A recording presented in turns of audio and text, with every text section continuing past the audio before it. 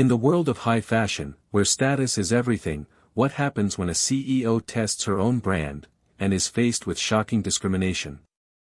Join us as Janelle Bryant, the mastermind behind the empire, steps into her luxury boutique, only to be judged by her own staff. But little do they know, they're about to learn a hard lesson. Stick around, comment below with where you're watching from, and don't forget to like, share, and subscribe to stay in the loop. The story begins by revealing the harsh realities of luxury fashion, exposing the silent biases that often permeate the industry. The focus is on Janelle Bennett, a powerful and influential woman who has spent years building her luxury brand from the ground up. The narrative begins with a question: would you recognize power if it didn't look the way you expected? This question sets the stage for Janelle's experience in her own boutique, Bennett Couture, a prestigious luxury store that carries her name. Despite her success, Janelle chooses to visit the boutique as an ordinary customer, dressed simply in a classic trench coat and loafers, unassuming, but with a quiet strength that doesn't need to be loud to be recognized. Her entrance is understated, as she intentionally blends into the background, not drawing attention to her wealth or status. Unlike other wealthy clients who might flaunt their designer labels or accessories, Janelle doesn't need to advertise her success. She already holds the power behind the brand, and as the CEO, she is well aware of the inner workings of her empire. However, today, she's not here as the CEO but as a customer testing the service and quality of her own brand. As she steps into the boutique, Janelle is immediately surrounded by the signs of opulence. Polished marble floors, soft ambient lighting, and displays of luxury handbags presented like works of art. She takes a moment to appreciate the fine leather of a signature handbag, feeling a sense of pride in the craftsmanship that her brand represents. Yet, despite her obvious connection to the boutique, Janelle remains incognito, a quiet observer in her own world. The atmosphere shifts when Megan Harris, a young sales associate, approaches. Megan, blonde and impeccably dressed, surveys Janelle with a cool and calculating look. As an employee trained to evaluate and assess clients based on their appearance, Megan immediately makes assumptions about Janelle's social standing. Her gaze flicks over Janelle's simple attire, noting the lack of visible designer labels. In a detached tone, Megan asks if she can help, offering a suggestion that reflects the unspoken prejudices embedded in the world of luxury fashion. Megan assumes that Janelle, without the obvious markers of wealth, isn't a serious customer and directs her to the more affordable pieces in the store. This assumption about Janelle's financial status is delivered with a subtle air of judgment, which Janelle notices but doesn't immediately challenge. Instead, she remains composed, her patience and calm demeanor revealing the quiet confidence of someone who has fought hard to be where she is today. The subtle yet sharp dismissal of Janelle's worth by Megan marks the beginning of an uncomfortable interaction that highlights the prejudice that often defines the world of luxury retail. Megan's assumption that Janelle could never afford the most expensive item in the store reflects the elitism and exclusivity that luxury brands often cling to, at the cost of alienating customers who don't fit the traditional mold of high-status buyers. Janelle's reaction to this snub is measured but firm. Her decision to test the brand she built, without revealing her identity, speaks volumes about the systemic issues in the luxury fashion world. This quiet moment sets the tone for what will unfold, a confrontation with the culture of exclusivity, judgment, and the biases that still thrive within the luxury industry. In this part, Janelle's patience and composure begin to challenge the expectations and assumptions of the boutique staff. After Megan dismisses her with a patronizing tone, Janelle remains calm, but the tension in the room steadily builds. The atmosphere shifts from polite customer service to an invisible power struggle, as the staff, led by Emily Thompson, the boutique manager, subtly assess whether Janelle belongs in their world of exclusivity. As the moment lingers, Janelle's quiet confidence begins to unsettle Megan and Emily. Megan tries to downplay her previous behavior, but Janelle's request to see the most expensive handbag in the store only heightens the tension. Megan's hesitation is palpable, but she reluctantly agrees to show the item. The cold distance between the sales associate and Janelle reflects the stark divide between those deemed worthy of high-end luxury and those who aren't. This subtle prejudice is reflected in Meghan's earlier assumption that Janelle, without designer clothes or obvious wealth, could not afford the luxury she was drawn to. Emily, sensing the tension between her employee and the customer, intervenes. Her arrival is significant because, as the manager, she represents the higher authority in the store. Her response, however, further emphasizes the divide between the store's perceived exclusivity and the humanity behind the transaction.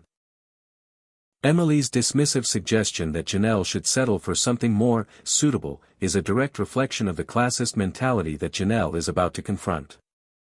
The subtext of this suggestion is clear: the store only caters to certain types of people, those with visible wealth or status. At this moment, Janelle makes a decisive choice. Instead of walking away from the encounter, she chooses to confront the staff and expose their prejudices.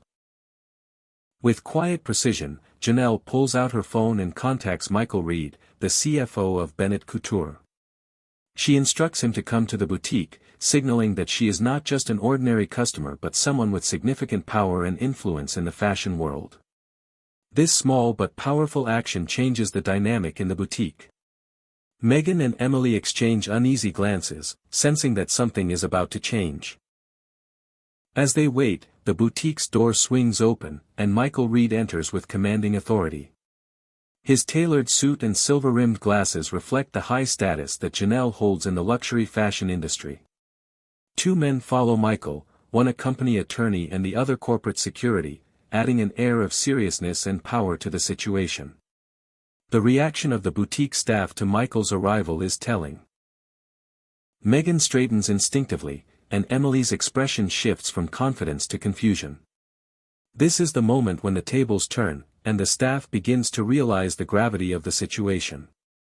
Janelle is not just any customer, she is the CEO of the company, and her quiet test of the brand's customer service has exposed the flaws in its operations. The moment of recognition hits when Michael greets Janelle with the respectful title of Mrs. Bryant. The realization that Janelle is not only the CEO of Bennett Couture but also the person who owns the brand shakes the very foundation of the boutique's assumptions. Meghan, Emily, and the other customers now see the woman they had subtly judged as an outsider as the very embodiment of the luxury they sell.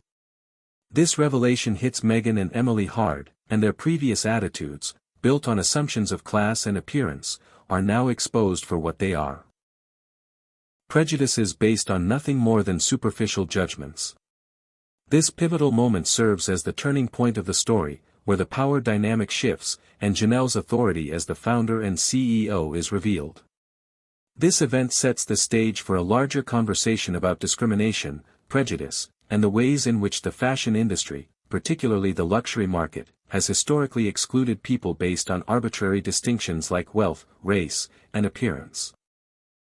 Janelle's measured reaction to the situation, choosing not to be confrontational but rather to assert her position, speaks to the dignity and authority she has worked so hard to build in her business.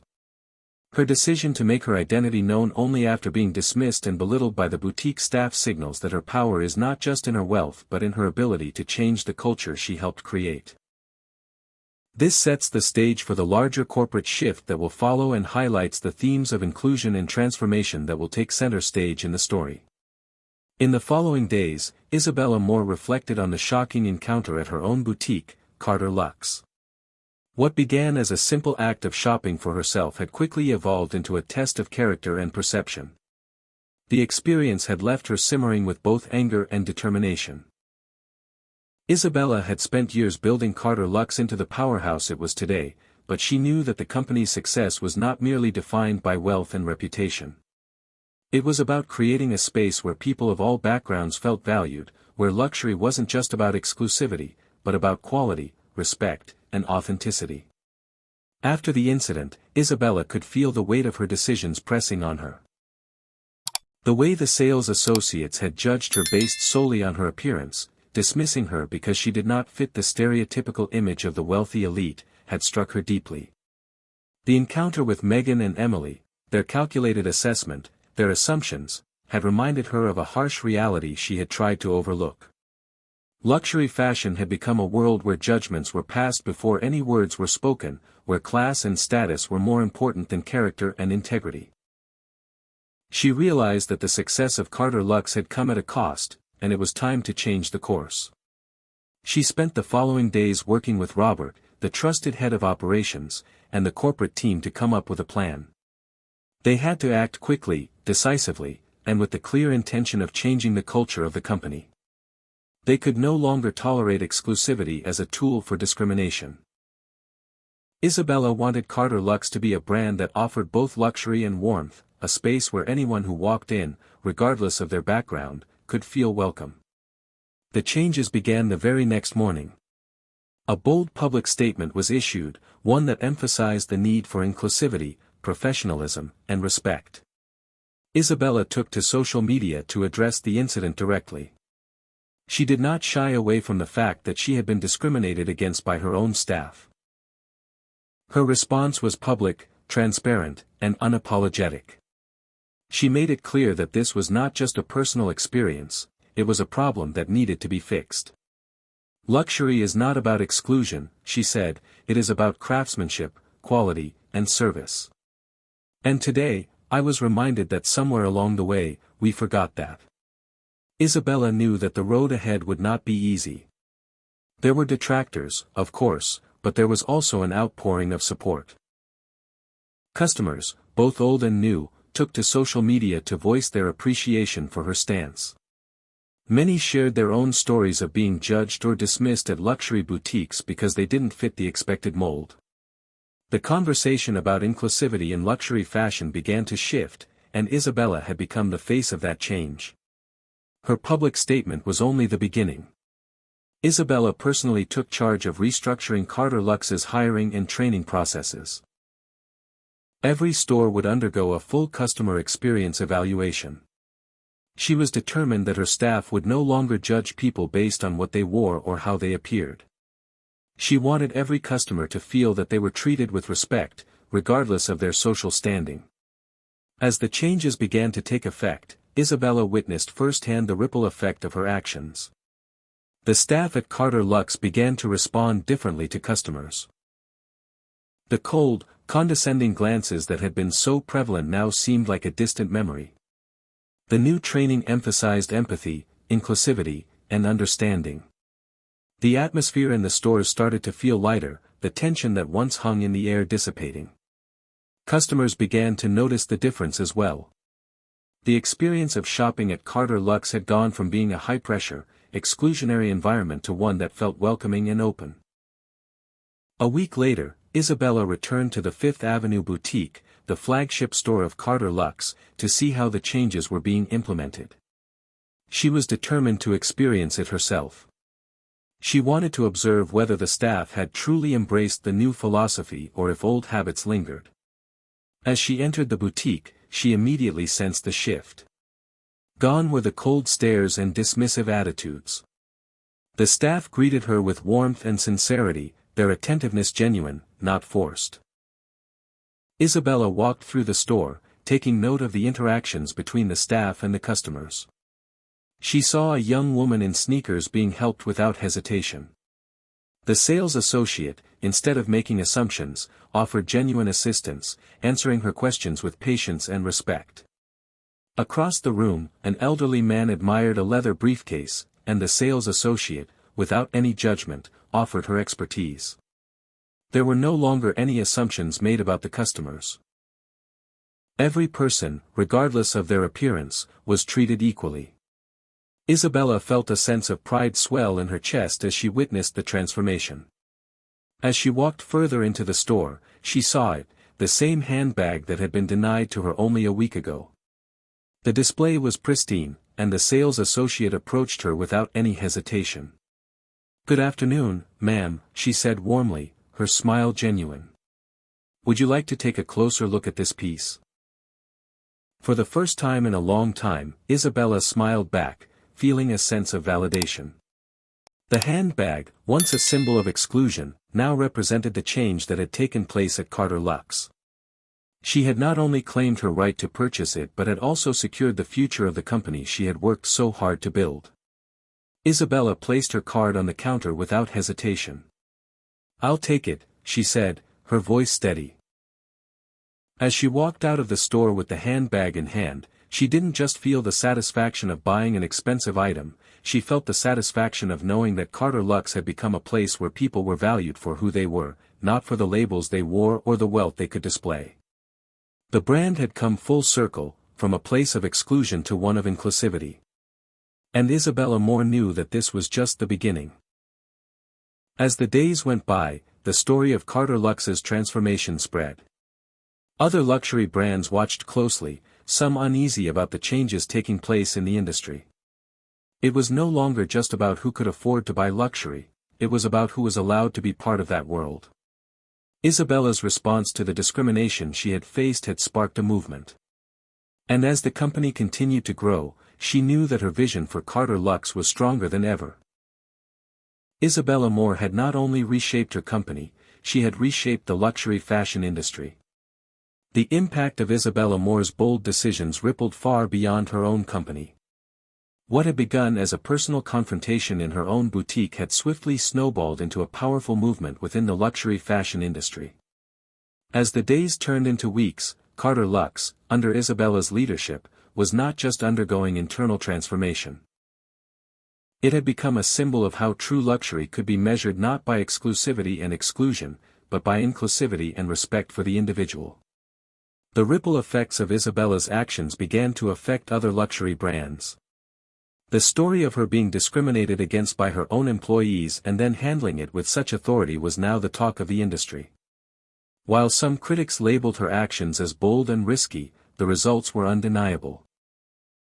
Customers rallied behind her, not only for her integrity but for how she had used her platform to advocate for systemic change. Other luxury brands, initially hesitant to follow suit, began to take notice. The industry had long been built on a foundation of unspoken codes and quiet elitism. But now, with Carter Luxe taking the lead, it was clear that the old ways of doing business were no longer sustainable. The conversation had shifted from superficial exclusivity to deeper values of respect and humanity. Isabella's actions had started a conversation about how luxury fashion could evolve to represent more than just material wealth, it could be a platform for real social change. While Isabella felt proud of the progress at Carter Luxe, she knew that this was not the end. It was only the beginning. Change, while necessary, was a slow process. It required consistent commitment and effort. Isabella had already made strides, but she was keenly aware that the real test would come when she had to navigate the complexities of a system that had long been ingrained in the luxury market. One of the most powerful decisions Isabella made in this transitional phase was to introduce the Carter Luxe Future Leaders Program. This initiative was designed to provide mentorship and career opportunities to young professionals from diverse backgrounds who aspired to work in the luxury fashion industry.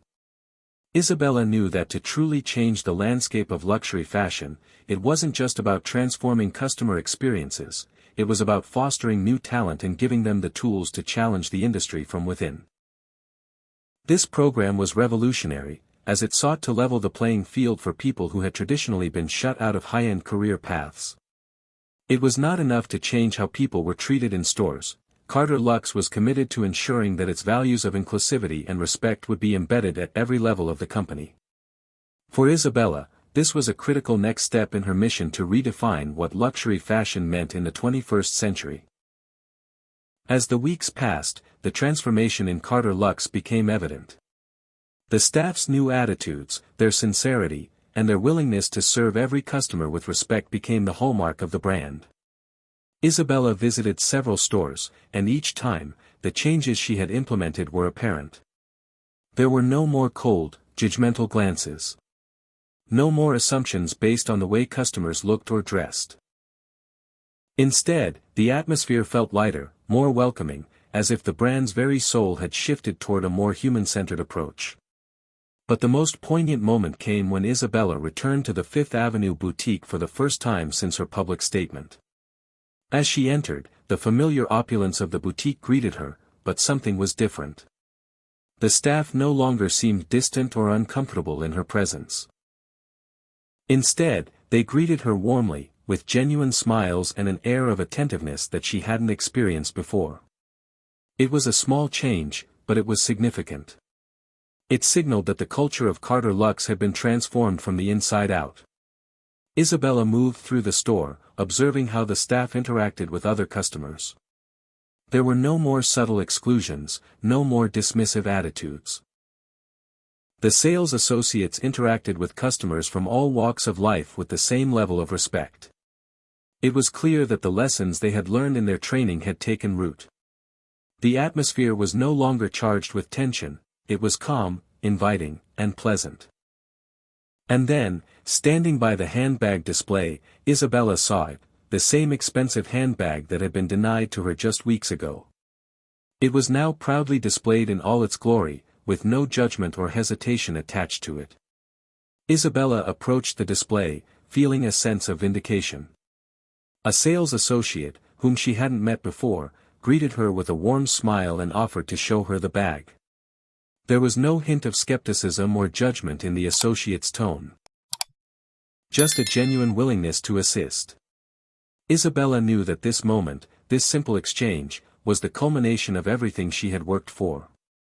It was a moment of pride, not just for herself, but for the entire company. Carter Luxe was no longer just a luxury brand, it was a brand that stood for something more. It stood for inclusivity, respect, and a commitment to changing the narrative in the fashion industry. She purchased the handbag, paying for it with the same ease she had always enjoyed, but now, with a deeper sense of pride. As she left the store, she couldn't help but feel a sense of accomplishment.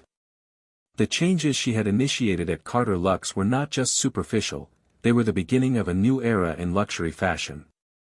And as she stood outside the boutique, watching the hustle and bustle of the city around her, she knew that Carter Luxe had become something greater than just a brand. It had become a movement. The ripple effects of her decision had already begun to spread across the fashion industry. Other luxury brands, nervous about the shift in consumer attitudes, began to examine their own practices. Some brands publicly declared their commitment to diversity and inclusivity, while others scrambled to implement similar training and evaluation systems. The industry was forced to reckon with its own biases, and Isabella had been the catalyst for that change. But for Isabella, this was not the end. She had always known that change, true change, was a continuous journey. Carter Luxe had taken the first step, but Isabella was not about to stop. The world of luxury fashion had long been an exclusive club, and while Isabella had opened the doors a crack, she knew the real work was still ahead. In the weeks following her return to Fifth Avenue, Isabella's thoughts turned to the bigger picture. Her mission was no longer just about Carter Luxe. It was about shifting the entire luxury fashion industry towards a more inclusive future. And as she sat in her office, looking out over the city skyline, she felt a renewed sense of purpose. The work had just begun. The weeks following Isabella Moore's public statement were a whirlwind of activity at Carter Luxe. It wasn't just the brand that had been altered by her leadership, the entire landscape of luxury fashion was beginning to change. Isabella's commitment to inclusivity and respect had sparked something within the industry. Where once there was silence on issues of discrimination and exclusion, now there was a rising wave of action. The media response to her bold actions had been overwhelming. Isabella was hailed as a trailblazer, someone who had used her platform as CEO not just to influence trends, but to challenge the very structure of the luxury fashion industry. People had seen her as the epitome of elegance and grace, but they also saw her as someone unafraid to confront difficult truths, even if it meant making herself vulnerable in the process. Isabella spent every waking hour overseeing the transition at Carter Luxe. She worked alongside her trusted assistant, Robert, who had been with her since the early days of the brand. Together, they made sure that the changes Isabella had implemented in response to the discrimination were not just surface-level adjustments but systemic transformations. They revamped hiring processes, updated training protocols, and most importantly, worked to create a new standard of service at every store. While the company was going through internal changes, Isabella was also facing external pressure. Competing luxury brands had started their own reviews and audits, driven not just by the fear of losing customers but by the shifting narrative within the fashion industry. For the first time in decades, the industry was forced to face the way it had treated its clientele. Isabella's move had lit a spark, and now, every luxury retailer was holding its breath, wondering what would come next. However, the pressure wasn't just external, it also came from within Carter Luxe. Some senior executives, who had been with the brand for years, were uneasy with the pace of change. Isabella's decision to let go of key staff members, like Megan and Emily, was not universally accepted within the company. These were employees who had represented the old guard of Carter Luxe, the ones who had built the brand's reputation on exclusivity. To some of the longtime executives, Isabella's stance felt like a radical break from the brand's roots. But Isabella remained steadfast. She knew the path she was forging wasn't easy, but it was necessary. She had made it clear from the beginning that Carter Luxe wasn't just a brand, it was a reflection of her values. She refused to let those values be diluted for the sake of comfort or tradition. If the company wanted to thrive in this new era, it had to evolve. One of the most significant moves Isabella made was to personally oversee the retraining of the staff. She visited multiple stores, including the flagship store on Fifth Avenue, to ensure that the new customer experience standards were being met. She observed how employees interacted with customers, ensuring they adhered to the principles of inclusivity, respect, and professionalism. In some instances, she even stepped in to handle difficult customers herself, demonstrating what a true luxury experience should feel like. But the most important moment came when Isabella decided to launch the Carter Luxe Future Leaders Program, a groundbreaking initiative designed to create pathways into the luxury fashion industry for young professionals from diverse backgrounds. Isabella knew that in order to make lasting change, it wasn't enough to simply shift the behavior of existing employees. The industry needed fresh perspectives. People who could challenge the status quo and push the industry toward a more inclusive future. The Future Leaders Program was an ambitious project that aimed to provide mentorship, training, and career opportunities for young professionals who had previously been excluded from the high-end fashion world. The program was open to individuals from all walks of life, with a particular focus on marginalized communities. Isabella was determined that Carter Luxe would not only become a place where everyone felt welcome but also a company that actively worked to provide opportunities for those who had been historically left out of the industry. The first round of applicants for the program came in, and Isabella was personally involved in reviewing the submissions. She was impressed by the talent and passion of the young people who applied.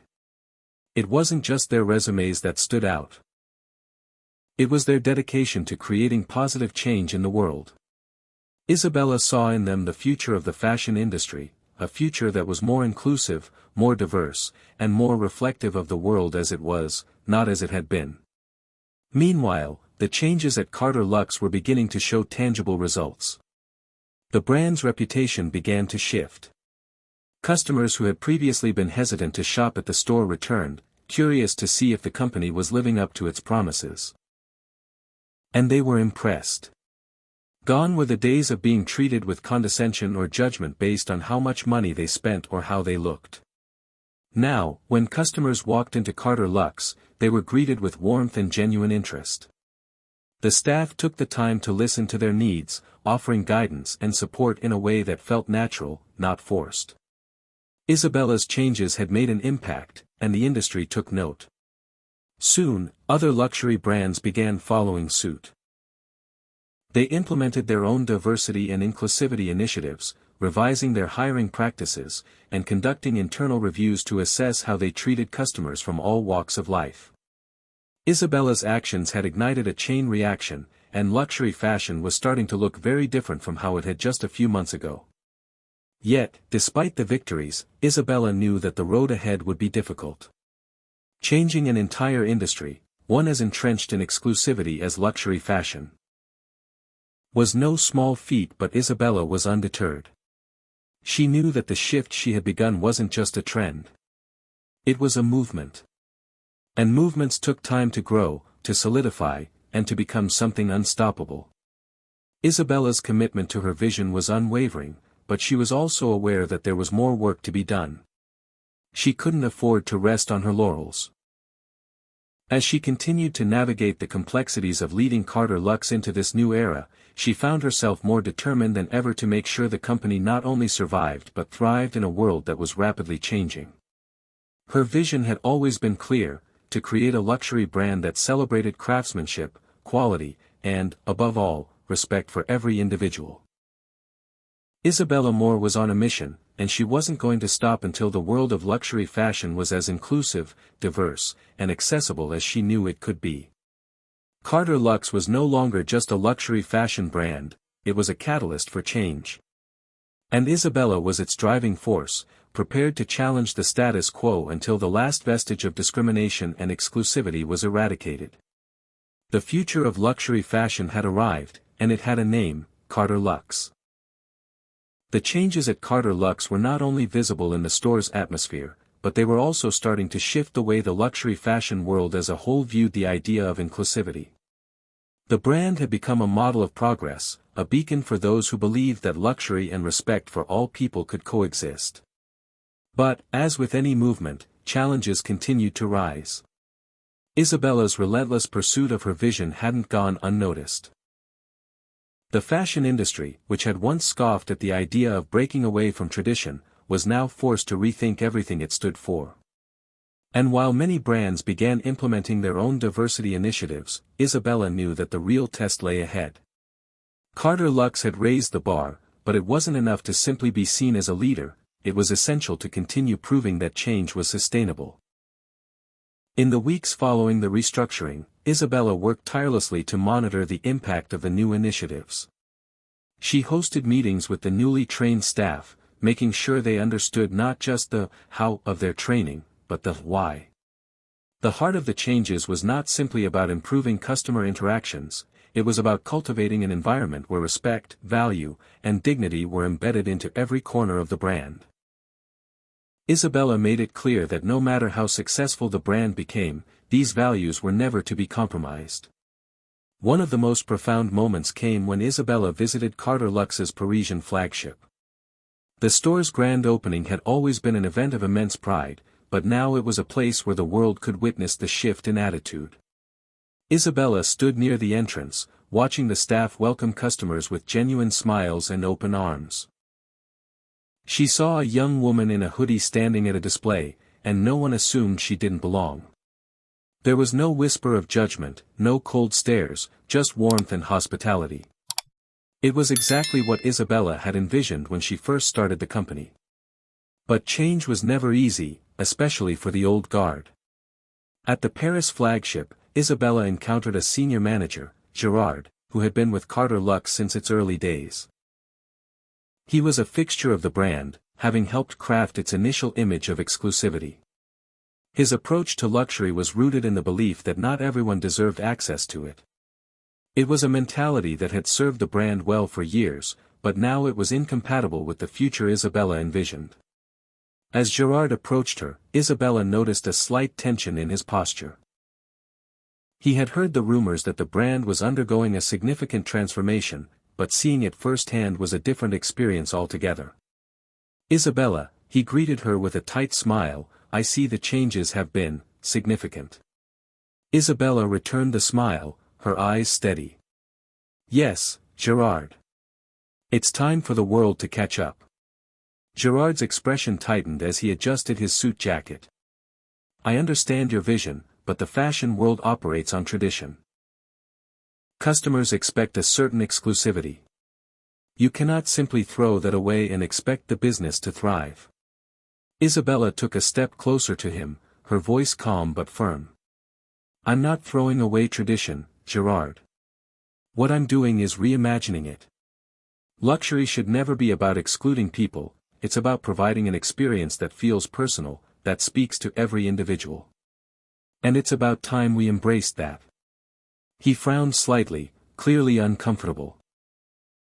But don't you worry that we might lose our original clientele? Those who valued the exclusivity we've always offered. Isabella's gaze sharpened. Gerard, we're not losing anything. We're gaining a new generation of customers who care about authenticity, respect, and quality, not just a brand name. The world is changing, and if we don't change with it, will be left behind. The senior manager didn't respond immediately. He looked away, lost in thought. Isabella could see that this was a battle he wasn't ready to fight, not yet. He had always been loyal to the brand's old vision, and for him, change was an uncomfortable concept. After a long pause, he finally spoke. "I've seen the crowds in our stores. I've seen the people they're reaching. But I still wonder, will they stick around once the novelty wears off?" Isabella smiled softly. "I believe in the integrity of what we're doing, Gerard. And so do our customers. If we remain true to our values, they'll stick around, not because of a logo, but because they trust us. And that's not a novelty, it's a movement." Gerard's eyes narrowed as he looked at her, sensing the finality in her words. He nodded slowly, a reluctant acceptance in his demeanor. "I suppose time will tell." Isabella stepped back, her smile now more resolute. "Time already has, Gerard. And we're ahead of it." As she walked away from the conversation, Isabella felt a sense of pride settle in her chest. She had always known that change was hard. She had always known that resistance would come from places where it had once felt secure. But she had also known that she couldn't let fear hold her back. The future of Carter Luxe wasn't about fitting into old molds, it was about breaking them and building something entirely new. The next challenge, Isabella realized, wasn't just internal. Carter Luxe was now being watched by the world.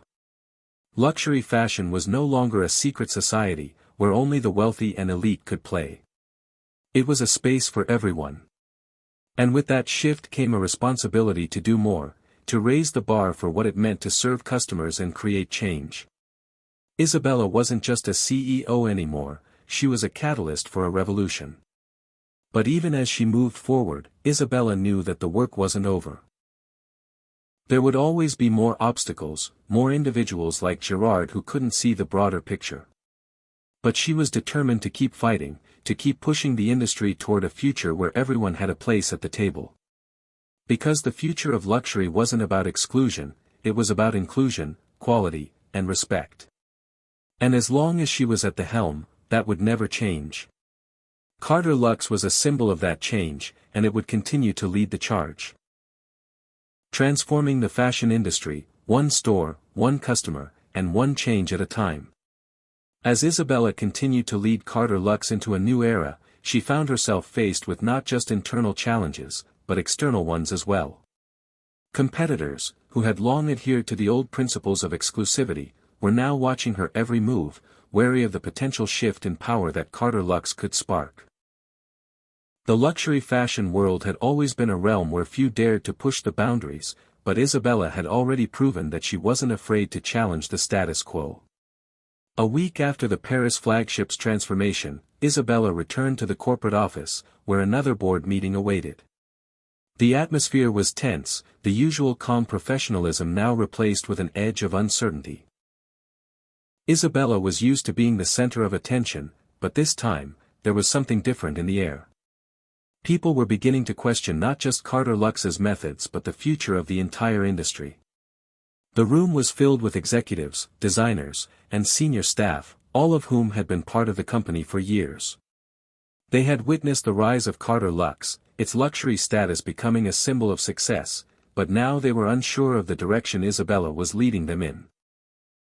They wanted change, but not at the cost of their hard-earned status. They weren't sure they were ready for the implications of Isabella's vision.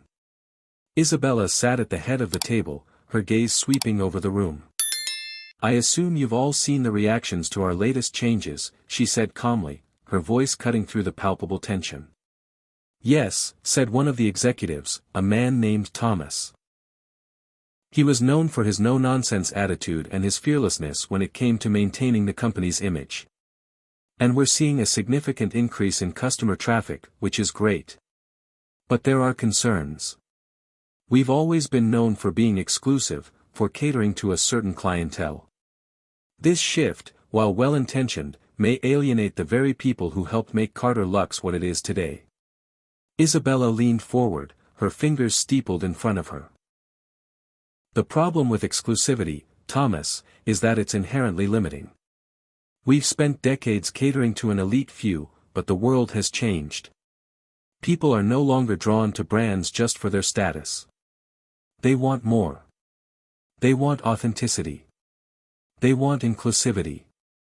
Thomas crossed his arms, his expression skeptical. But can we truly change that much without losing the essence of what made us luxurious? There's a fine line between being inclusive and losing the prestige we've built. Isabella smiled slightly. You're right, there is a fine line. But it's a line we must walk. I didn't build Carter Luxe just to sell products, I built it to redefine luxury. Luxury doesn't have to be about exclusivity. It can be about craftsmanship, about creating something that speaks to every person, regardless of their background or social status. Another executive, Lisa, raised her hand, her tone more hesitant. And what about the backlash? What about the long-time customers who are used to the exclusivity? Are we prepared for the possibility that they may not support this new direction? Isabella's gaze softened, but only slightly. Lisa, this isn't about losing our old customers, it's about attracting a new generation of customers who care about more than just the logo. We'll still serve those who appreciate the luxury we offer, but now we'll be reaching a broader audience. And trust me, when we open our doors to the world, the impact will be felt far beyond the fashion industry. The room fell silent as Isabella's words hung in the air. There was no easy answer. The tension in the room was palpable, but Isabella knew that she had already made her decision. Carter Luxe had to evolve, and so did the entire fashion industry. After a long pause, Thomas spoke again, though this time with a hint of respect in his voice. I see your point, Isabella. But it's going to take time. It won't be easy. We'll need to ensure that we still deliver the same high-quality products while maintaining the integrity of our brand. Isabella nodded, acknowledging the challenge. I know. It's not going to be easy. But nothing worthwhile ever is. We'll take it step by step. And we'll continue listening to our customers, to their needs and desires. They're the ones who will shape the future of Carter Luxe, not us. The meeting continued, but Isabella's mind was already racing with plans for the future. This was just the beginning. She had already shifted the company's culture, and now it was time to push for even greater change. The luxury fashion world wasn't just ready for change, it was begging for it. Isabella had taken the first step, and there was no turning back. In the weeks that followed, the impact of Isabella's leadership became more evident. The sales figures continued to rise, not just from the affluent clientele that had always frequented Carter Luxe, but from a more diverse customer base that appreciated the shift in the brand's direction. The company's social media presence exploded, with influencers from different walks of life proudly displaying their Carter Luxe pieces, and the press began to focus not on the luxury itself, but on the values that the brand now embodied. Isabella knew this was just the beginning. There was still work to be done, but Carter Luxe was on the right path. The fashion world would never be the same. And Isabella, with her unwavering determination, would be the one to lead the way. She had proven that luxury wasn't about exclusion, it was about inclusivity, quality, and respect. And in that, she had created something far more powerful than a luxury brand, she had created a movement. The future of fashion had arrived, and it was bold, it was inclusive, and it was just getting started. As Carter Luxe continued to evolve under Isabella's leadership, the industry started to take notice. The once exclusive world of luxury fashion was undergoing a transformation, and Isabella was at the center of it all. Her commitment to inclusivity, respect, and authenticity had ignited a wave of change that reverberated far beyond her boutique's walls. The next few months saw a flurry of activity as other luxury brands began to follow Isabella's lead, albeit cautiously. They couldn't ignore the growing demands from a new generation of consumers who were no longer content with a brand that simply offered high-end products. They wanted a brand that aligned with their values, one that spoke to their desire for inclusivity, sustainability, and social responsibility. Isabella's journey was not without its challenges. The internal pushback from some of the more traditional executives had not fully disappeared. Though they had begun to acknowledge the shifting market dynamics, some still hesitated to embrace the full scope of the changes Isabella envisioned. Their concerns were understandable. After all, Carter Luxe was a company built on a certain level of prestige, and prestige, by nature, had always been about exclusivity. But Isabella was resolute. Her vision had never been about abandoning luxury. It had been about redefining it. Luxury, to her, wasn't just about the price tag or the exclusivity, it was about the story behind the brand, the craftsmanship, and the impact it could have on the world. With every decision she made, Isabella proved that luxury and inclusivity could coexist, and in fact, they were stronger together. As she walked into the new Carter Luxe flagship store in New York City, Isabella couldn't help but feel a sense of pride. The design of the store was sleek, modern, and inviting, with open spaces that welcomed customers of all backgrounds. The marble floors and polished glass displays remained, but the atmosphere was different, warmer, more welcoming. She glanced around the store, watching as customers of all ages, races, and styles perused the collections. There was no longer a sense of judgment in the air. No more whispered assumptions about who belonged and who didn't. Instead, there was a feeling of community, of shared appreciation for beauty and craftsmanship, that transcended wealth and social status. Isabella knew this was the future of luxury fashion. Later that day, Isabella sat down with her team to discuss the next steps. The company had already made significant strides, but there was more work to do. They had to continue engaging with their customers, ensuring that every touchpoint, from the store experience to the online shopping journey, aligned with their new mission. They would also need to continue their commitment to sustainability, as the demand for ethically produced luxury goods was growing stronger by the day. As Isabella reviewed the quarterly reports, she noted the increased customer satisfaction scores, the rise in sales from previously underserved demographics, and the continued success of their social media campaigns. It was clear that the changes were working. Customers were not just buying products. They were investing in a brand that shared their values. But Isabella knew the work wasn't done. This was only the beginning. She had started a movement, and movements required constant nurturing. It wasn't just about selling clothes, it was about creating a lasting cultural shift in the fashion industry, one that could inspire future generations of designers, consumers, and business leaders to embrace a new definition of luxury. Her thoughts were interrupted by a call from Michael, her trusted CFO. "Isabella," he said, his voice filled with a hint of excitement, "I just got off the phone with the board of directors. They want to take this model global. They're seeing the same results we're seeing, and they want to expand Carter Luxe's message of inclusivity and quality to new markets around the world." Isabella's heart skipped a beat. This was the opportunity she had been waiting for. Carter Luxe had always been about challenging the norms, and now, with the backing of the board, they could expand their reach beyond the United States. They could take their message to Europe, Asia, and beyond, and truly change the way the world viewed luxury fashion. As she hung up the phone, Isabella allowed herself a moment of reflection. It had been a long, hard journey to get here, and there were still many obstacles to overcome. But she had proven that change was possible. She had shown the world that luxury wasn't just about the price, it was about the values that a brand stood for. Isabella's vision for Carter Luxe had become a reality. And with that reality came the opportunity to make a lasting impact on the fashion industry and the world. Luxury fashion would never be the same again, and Isabella Moore would forever be remembered as the one who led the charge for change. As the sun set over New York City, casting a warm glow over the streets, Isabella looked out the window of her office, her heart filled with a sense of fulfillment. The world was changing, and Carter Luxe was leading the way.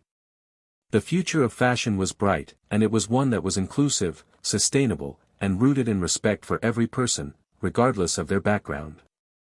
Isabella smiled, knowing that her work was far from over. The journey had just begun. And as she had always believed, the best was yet to come. The core message of this story is a powerful reminder that true luxury and success are defined by more than just wealth or status. They are rooted in respect, integrity, and the treatment of others.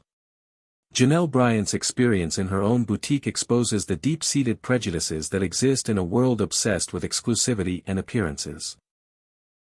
When she is unfairly judged based on her outward appearance, Janelle uses the opportunity not just to confront the discrimination but to reshape the future of her company. This moment teaches us that equality is not about fitting in, but about standing firm in who you are and demanding fairness for everyone. It's a lesson in humility, in recognizing the value of every individual, no matter their background or status, and in being brave enough to challenge unjust systems. In our own lives, we can all take a page from Janelle's book. It's easy to conform to societal expectations or stay silent in the face of injustice, but true leadership and growth come when we challenge the norms and fight for what's right. By creating an inclusive environment, whether in business, family, or community, we not only elevate others but also enrich ourselves in ways that money can't buy. If this message resonated with you, don't forget to like this video, share it with someone who needs to hear it, and subscribe to our channel for more stories that inspire change. Hit the bell to stay updated. Let's keep the conversation going.